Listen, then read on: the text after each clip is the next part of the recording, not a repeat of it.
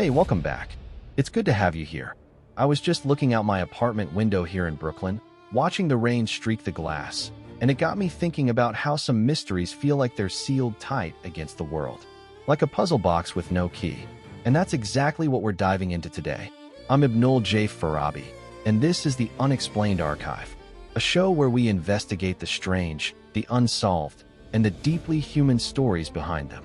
Today, we're traveling to a hillside in Brazil, to a case that is, at its heart, a story of two men, two masks, and a note that seems to have been written for no one but themselves. This is Episode 7, The Lead Masks Case, Two Dead Men and a Cryptographic Suicide. So picture this, Rio de Janeiro, August 20th, 1966. Two well-dressed electronic technicians, Miguel José Viana and Manoel Pereira de Cruz, leave their homes. They tell their families they're going to buy some materials for work and that they'll be back the next day.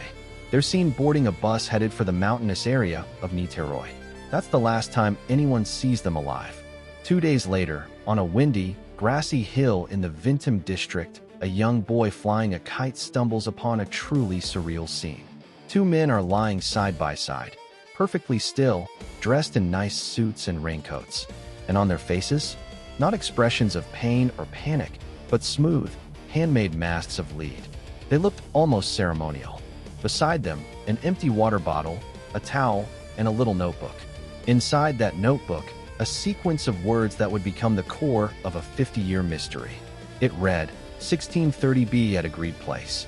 1830 swallow capsules. After effect protect metal's weight from mask signal. Now, if that sends a chill down your spine, you're not alone. The immediate assumption, of course, was foul play. Some bizarre ritual murder. But the autopsy told a different, and in many ways, more perplexing story. There were no signs of violence. No struggle.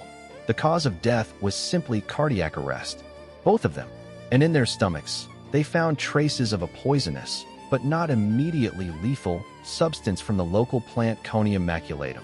That's poison hemlock. The lead masks? They were just that.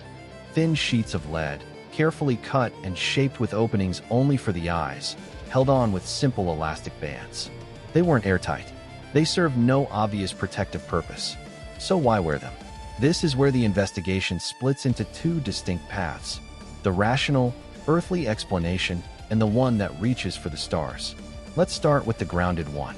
Miguel and Manoel were electronics enthusiasts, amateur radio operators.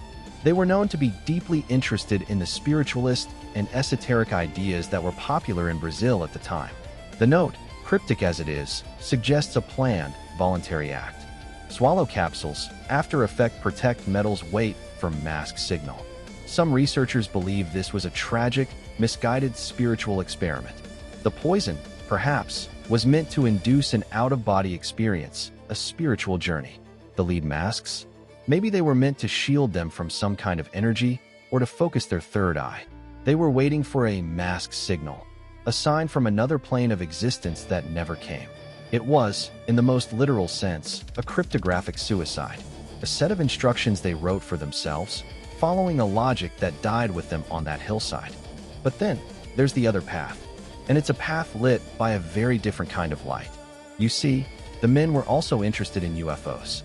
They had told family members they were working on a secret invention related to television signals.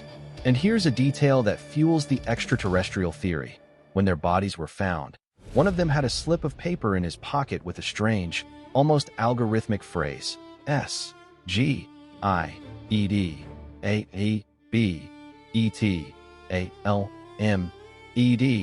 468-14161822224. Code. Coordinates. A shopping list for hardware? No one has ever convincingly cracked it. Ufologists point to the lead masks as potential protection from intense light or radiation from a craft. Were they waiting for a pickup? Were they following instructions from something they believed was otherworldly? The hill they chose offered a panoramic view of the sky. They were dressed well, as if for an important meeting. This theory paints them not as lost spiritualists, but as contactees, fulfilling a bizarre and fatal rendezvous. For me, Ibnul, as someone who builds things for a living, who thinks in systems and logic, the most haunting part isn't the masks or the possible UFOs. It's that notebook. That personal, mundane little book. Because it shows this wasn't a spontaneous act. This was a procedure. They had an agreed place. They had a timeline. They had capsules. They had protective measures for metals. Maybe for equipment they brought that was later removed. They were waiting for a specific signal. This was a project. And as an engineer and entrepreneur, I understand that mindset completely. You have a hypothesis.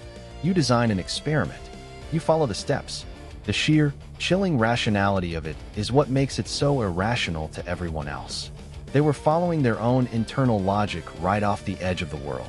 The official investigation eventually closed, labeling it a probable suicide from motives unknown. But suicide usually comes from despair, from a desire to end suffering. This didn't have that feeling. This had the feeling of a quest, a tragic, misinformed, and ultimately fatal quest for transcendence or contact. They weren't trying to leave the world because they hated it. I think they were trying to reach for something they believed was just beyond it, using the only tools they understood: radios, signals, frequencies, and shielding. So what are we left with half a century later? 2 empty raincoats on a windy hill, a few cryptic lines in a notebook. The case is cold, but the fascination is evergreen because it sits at that perfect crossroads. It's a blend of true crime, paranormal speculation, and deep human psychology. It asks us, how far will we go for a belief? What happens when our personal mythology becomes our reality? Miguel and Manoel built their own bridge to the unexplained, and they walked across it.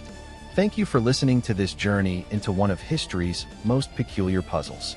If this episode made you think, if it sent you down your own little rabbit hole, that's the whole point. Share it with a friend who loves a good mystery. You can find more episodes and dive deeper into our archive by visiting our producers, Light Knot Studios, at https://www.lightknotstudios.com. Subscribe to the show wherever you get your podcasts so you never miss a story.